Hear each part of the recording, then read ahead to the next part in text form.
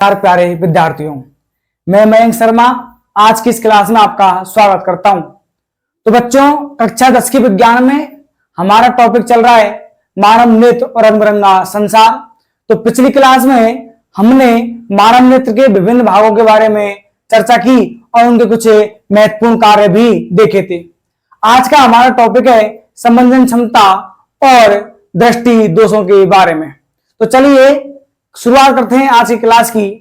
देखना टॉपिक क्या है हमारा, समंजन क्षमता। आपको पिछली क्लास में मैंने आपसे कहा था कि सामान्यतः अभिनेत्र लेंस जो है, इस अभिनेत्र लेंस को पश्चिमावी पेशियां जो है आपकी, यह पश्चिमावी पेशियां क्या कर रही हैं, जकड़े हुए रखती है। ये आपका कौन सा लेंस है, अभिनेत्र लेंस। बस अभिनेत्र लेंस को पश्चिमावी पेशियां जकड़े रखती हैं और क्या करती रहती हैं, इसकी फोकस दूरी को समायोजित करती रहती हैं। कैसे सुनना, मान लीजिए आप बहुत दूरी पर क्या रखी हुई है, कोई वस्तु रखी हुई है। अब मैं आपसे कहूं कि आप दूर देखिए, तो आप सामान्य वस्तु को दूर से देखने का क्या करते हैं, प्रयास। और मैंने कहा आपसे कि कोई भी वस्तु आपके बहुत अधिक क्या रखी हुई है, पास, तो आप इस पास रखी वस्तु को भी देखते हैं। मतलब क्या हुआ, आपके जो नेत्र हैं वह क्या कर रहे हैं, आपके जो नेत्र लेंस है वह क्या कर रहा है, वस्तु की स्थिति के अनुसार, जब वस्तु क्या रखी हुई है, दूर रखी हुई है, और जब वस्तु क्या रखी हुई है, बहुत पास। जैसे मान लीजिएगा ये कोई वस्तु है मेरे पास, अभी बहुत अधिक दूरी पर रखी हो, या मेरे आंखों की बहुत अधिक क्या रखी हुई है, पास रखी हुई है, तो हमारा नेत्र लेंस जो है वो क्या कर रहा है कि वस्तु की स्थिति के अनुसार अपनी फोकस दूरी को, यदि मैंने वस्तु को बहुत पास रख के पढ़ रहा हूं तो मेरी फोकस दूरी कम है, और यदि मैं बहुत दूर रख के पढ़ रहा हूं तो अपन ये कह सकते हैं कि फोकस दूरी क्या हो गई है, ज्यादा।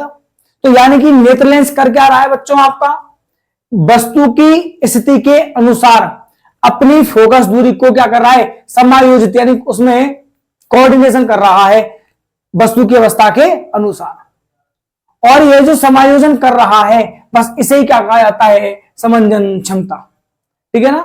वस्तु यदि दूर है तब आपकी फोकस दूरी बढ़ा ली जाती है, और यदि वस्तु बहुत अधिक पास रखी हुई है तब आपकी क्या कर ली जाती है, फोकस दूरी घटा दी जाती है।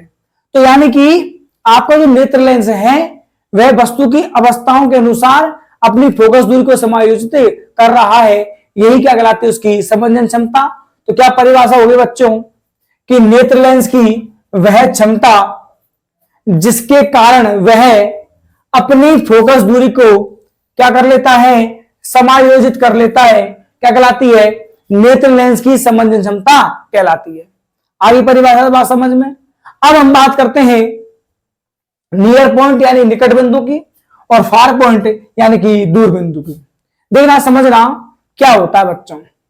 मैंने आपसे कहा कि आप दूर रखी वस्तुओं को भी देख पा रहे हैं और आप पास रखी वस्तुओं को भी देख पा रहे हैं, लेकिन मेरा आपसे सवाल है कि कितनी पास रखी वस्तु को आप आराम से देख सकते हैं। आराम से देखने का मतलब समझ रहे हो, जैसे मान लीजिएगा यह मेरे पास क्या है, कोई वस्तु। अब मैं इतनी, मेरी आंखों से दूर है तो मैं इसे आसानी से पढ़ पा रहा हूं, मैं इसे और पास लेके आया, मैं इसे और आसानी से पढ़ पा रहा हूं।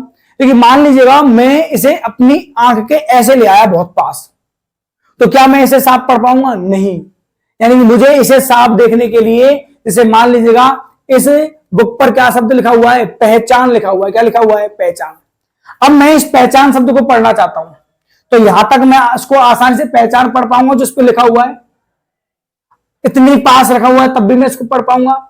लेकिन मान लीजिएगा मैं इस किताब को मेरी बिल्कुल एक आंख के सामने ले आऊं इस प्रकार से, तो क्या मैं इसे साफ देख पाऊंगा, नहीं। इसे साफ देखने के लिए मुझे अपनी ये दोनों आंखें इस किताब पर क्या करनी पड़ेंगी, जमा के रखनी पड़ेंगी। और मैं जमा के रखूंगा यानी मेरी आंखों में क्या उत्पन्न होगा, तनाव। जब मैं इसको गौर से देखूंगा इस प्रकार से तो मेरी आंखों में तनाव उत्पन्न होगा, और तनाव के उत्पन्न होने के कारण यहां पर आपने पाया भी होगा खिंचाव भी उत्पन्न होने लग जाता है, कुछ देर में दर्द होने प्रारंभ होता है हमारे। तो यानी कि हमारे आंखों के पास हमें किसी भी वस्तु को बिना तनाव के एक निश्चित दूरी तक ही देख सकते हैं। आप बहुत अधिक पास ले आए, अब आप वस्तु को बिना तनाव के, मैंने कहा ना आपको दोनों आंखें यहां जमानी पड़ेंगी, यानी कि आपकी आंखों में तनाव उत्पन्न होगा, खिंचाव उत्पन्न होगा, तो आप बिना खिंचाव के इतनी पास रखी वस्तु को नहीं देख सकते। मतलब क्या हुआ कि हमारी आंख के पास में वह न्यूनतम दूरी है जहां तक हमारी आंखें बिना किसी तनाव के उस वस्तु को देख सकती हैं, और हमारे पास, हमारी आंखों के पास स्थित वह बिंदु जिस तक हमारी आंखें बिना किसी तनाव के किसी वस्तु को साफ देख सकती हैं, वही बिंदु क्या कहलाता है? निकट बिंदु कहलाता है। तो यह परिभाषा पढ़ते पन क्या कहा मैंने? वह न्यूनतम दूरी जिस पर रखी कोई वस्तु बिना किसी तनाव के क्या देखी जा सकती है बच्चों? स्पष्ट देखी जा सकती है।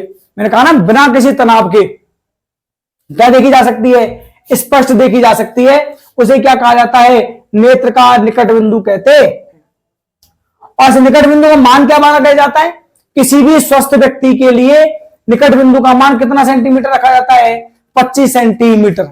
यानी कि जैसे मान लीजिएगा मेरे आंखों के चश्मा ना हो, बिल्कुल स्वस्थ होती मेरी आंखें, तो मैं मेरी आंखों से 25 सेंटीमीटर दूर रखी वस्तु को साफ देख पाऊंगा। कब? बिना किसी तनाव के। और यह जो दूरी है, इस दूरी को ही क्या कहते हैं? सुस्पष्ट दृष्टि की न्यूनतम दूरी भी कहा जाता है। क्या कहते हैं इसे? सुस्पष्ट दृष्टि की न्यूनतम दूरी भी कहते हैं इसे हम। और मान कितना है बच्चों? 25 सेंटीमीटर। इंपॉर्टेंट है, याद रखिएगा। एग्जाम में क्वेश्चन आ जाता है कि निकट बिंदु क्या है और दूर बिंदु क्या है, या फिर इनकी वैल्यू पूछ ली जाती है सीधा सीधा कि निकट बिंदु का मान कितना होता है। किसके लिए? स्वस्थ व्यक्ति के लिए। हम स्वस्थ व्यक्ति की बात करें जिसकी आंखों में कोई नेत्र दोष नहीं है, तो कितना सेंटीमीटर है? 25। ऐसे ही हम बात करते हैं अब दूर बिंदु की। और दूर बिंदु का मान क्या होगा? परिभाषा क्या होगी बच्चों? मैंने कहा दूरी पर रखी वस्तु को देखिए तो आप बहुत अधिक दूरी पर रखी वस्तु को साफ साफ देख सकते हैं। कोई यहां तक की वस्तु को देख सकता है, कोई बहुत अधिक दूरी पर रखी वस्तु को देख सकता है। तो यानी कि दूर बिंदु जो होता है वह क्या माना जाता है बच्चों? अनंत। और परिभाषा क्या हुई कि वह दूरतम बिंदु, यानी कि वह बहुत अधिक दूरी पर रखा हुआ बिंदु जिस तक कोई नेत्र वस्तुओं को क्या कर सकता है? सुस्पष्ट यानी कि साफ देख सकता है, वह बिंदु क्या कहलाता है? दूर बिंदु। और इसकी वैल्यू क्या होती है? अनंत। पूछा गया क्वेश्चन है, याद रखिएगा कि निकट बिंदु और दूर बिंदु के मान लिखिए तो कितने होते हैं? 25 सेंटीमीटर। ये कौन सा बिंदु है आपका? निकट बिंदु। और अनंत ये कौन सा बिंदु है आपका? दूर बिंदु। तो याद रखना कि निकट बिंदु का मान कितना होता है और दूर बिंदु का मान कितना होता है? निकट बिंदु का मान होता है 25, दूर का कितना होता है? अनंत। अब हम बात करते हैं आगे, और आगे बात करेंगे हम किसकी? नेत्र दोषों की। तो चलिए चलते हैं अगली स्लाइड पर और बात करते हैं नेत्र दोषों के बारे में। अगला हमारा टॉपिक है बच्चों निकट दृष्टि दोष। तो समझना निकट दृष्टि दोष क्या होता है। देखो नाम से पता चल रहा है निकट दृष्टि दोष, लेकिन जब आप इसका नाम पढ़ोगे तो नाम पढ़ करके आपको यह महसूस होगा कि कौन सा दोष है? निकट दृष्टि दोष। मतलब ऐसा दोष जिसमें आपको निकट की वस्तु दिखाई नहीं देती है, वह कौन सा दोष कहलाता है? निकट दृष्टि दोष। लेकिन ऐसा नहीं है, नाम से कंफ्यूज मत होइएगा। नाम तो इसका निकट दृष्टि दोष है, लेकिन काम क्या होगा? उल्टा। मतलब निकट की वस्तुएं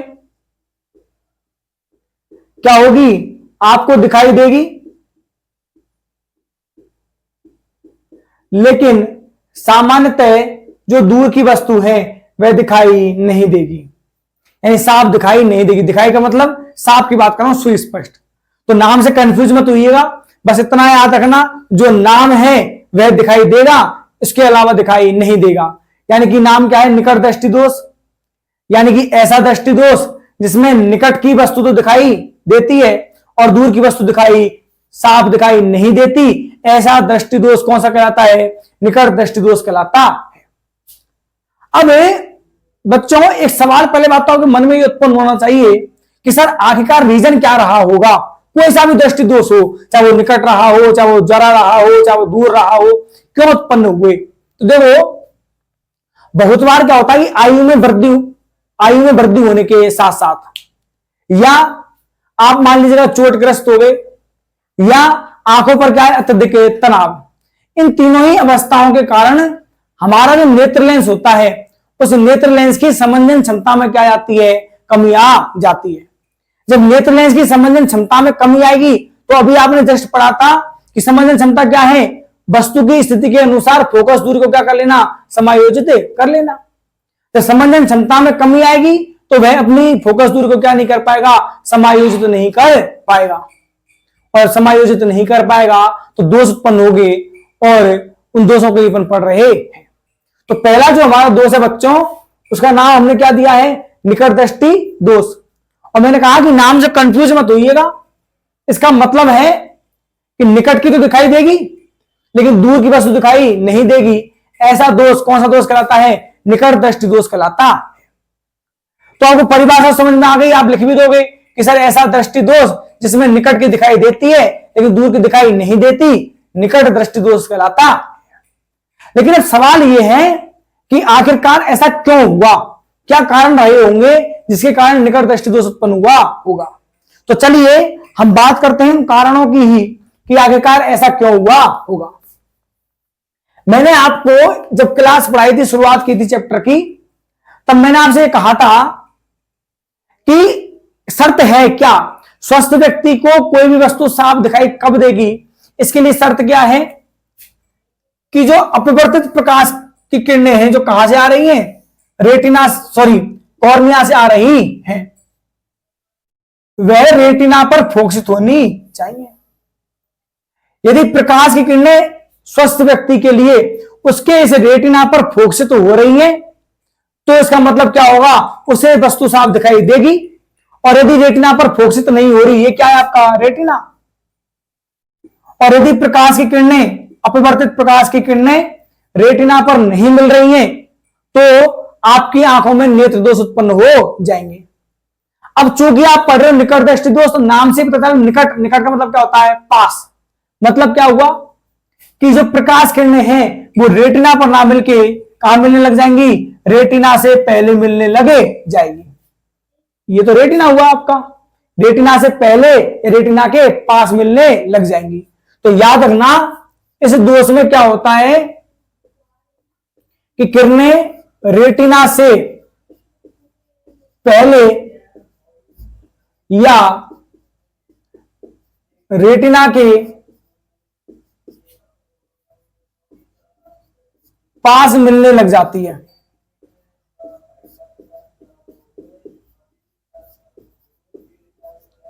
और जब प्रकाश किरणें रेटिना से पहले मिलने लगी तो ये सिंपल सी कहानी है बच्चों, आपको क्या नहीं दिखाई देगा, वस्तु साफ दिखाई नहीं देगी। अब इसमें भी एक सवाल उत्पन्न हुआ, और वो सवाल क्या था, आप ये सोच रहे होंगे कि सर निकट, हम इतना तो समझ गए कि निकट दृष्टि दोष में नाम से ही पता चला, वो रटो मत, नाम में क्या है निकट, और निकट का मतलब क्या होता है, पास। यानी प्रकाश की किरणें रेटिना से के पास या रेटिना से पहले या रेटिना के सामने क्या होने लग जाती है, काटने लगे जाती है, पहले मिलने लगे जाती है।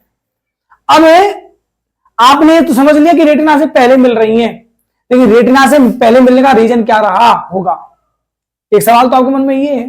दूसरा, मैंने आपसे कहा कि आपको मान लीजिए चलो ये आपका कौन सा बिंदु है, निकट बिंदु, कौन सा बिंदु है, निकट, और ये कौन सा बिंदु है आपका, दूर। तो बेटा समझने का प्रयास कीजिएगा कि शर्त यह है आपको निकट रखी वस्तु तो दिखाई देंगी लेकिन दूर रखी वस्तु दिखाई नहीं देंगी। यानी कि आपका जो ये दूर बिंदु है वह खिसक के कहां गया है, पास आ गया है। आपका यह दूर बिंदु समझने का प्रयास करना। मैं क्या कह रहा हूं, मैंने कहा कि आपको इस दोष में दूर की दिखाई नहीं देती लेकिन पास की दिखाई देती है। मतलब आपका यह दूर बिंदु जो है वह क्या हो गया है, खिसक के कहां गया है, पास आ गया है। यानी पास की तो दिखाई देगी, दूर की दिखाई नहीं देगी। मतलब हमारी फोकस दूरी में क्या आ गई है, कमी आ गई है, क्योंकि हम पास रखी वस्तु को देख पा रहे हैं लेकिन दूर रखी को नहीं देख पा रहे। यानी कि हमारा जो ये दूर बिंदु है यह खिसक के कहा गया है, पास आ गया। और जब बिंदु पास आ गया खिसक के, तो बताइएगा आपकी फोकस दूरी बढ़ी या घटी? फोकस दूरी घटी। तो यानी कि पहला कारण तो यही है क्या, कि नेत्र लेंस की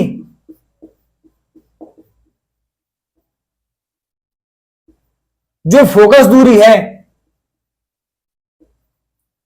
वह फोकस दूरी क्या हो जाती है, कम हो जाती है। और जब फोकस दूरी कम होगी तो सिंपल सी कहानी है, निकट दृष्टि दोष उत्पन्न हो जाएगा। दूसरा क्या कारण हो सकता है बच्चों निकट दृष्टि दोष उत्पन्न होने का, कि आपका यह जो नेत्र गोलक है, क्या है नेत्र गोलक, यदि नेत्र गोलक क्या हो जाए, लंबा हो जाए, नेत्र गोलक लंबा हो जाए, तो नेत्र गोलक का लंबा हो जाना। तो मेरे प्यारे विद्यार्थियों, मैंने आपसे कहा, दोबारा सुनिएगा मैंने क्या कहा, कंफ्यूज नहीं होना। मैंने ये कहा था कि ऐसा दृष्टि दोष जिसमें आपको निकट की तो दिखाई देती है लेकिन दूर की दिखाई नहीं देती, ऐसा दृष्टि दोष निकट दृष्टि दोष कहलाता है। फिर मैंने आपसे कहा कि रीजन क्या है, तो इसमें पहला कारण तो क्या रहा होगा कि रेटिना से पहले ही प्रकाश की किरणें मिलने लग गई होंगी, यानी इस दोष में प्रकाश की किरणें रेटिना से पहले ही काटने लग जाती, ठीक है ना। अब मैंने आपको ये समझाया क्या, कि आपको दूर रखी वस्तुएं दिखाई नहीं दे रही, पास रखी दिखाई दे रही है। मतलब क्या हुआ कि आपका यह दूर बिंदु जो है बच्चों, वह खिसक के कहा गया है, पास आ गया है। जब दूर रखी दिखाई नहीं दे रही, पास रखी दिखाई दे रही है, मतलब आपकी जो फोकस दूरी है किसकी, नेत्र लेंस की, वह घट गई है। क्या हो गई है, घट गई है। यानी आप इतनी दूरी पर रखी वस्तु देख पा रहे हैं, दूरी और बहुत अधिक दूरी पर रखी देख नहीं पा रहे, मतलब आपकी फोकस दूरी में क्या आई, कमी। तो पहला कारण तो ये रहा है किसका, निकट दृष्टि दोष उत्पन्न होने का पहला कारण क्या रहा है कि नेत्र लेंस की फोकस दूरी में क्या आ गई है, कमी आ गई है। या दूसरा कारण क्या है कि हो सकता है कि आपका नेत्र गोलक क्या हो गया हो, लंबा हो गया हो। एक बात और याद रखिएगा, हो सकता है कि आपको कक्षाओं में या बुकों में इस फोकस दूरी कम होने की जगह एक शब्द और मिल जाए, क्या, नेत्र लेंस की वक्रता का बढ़ जाना।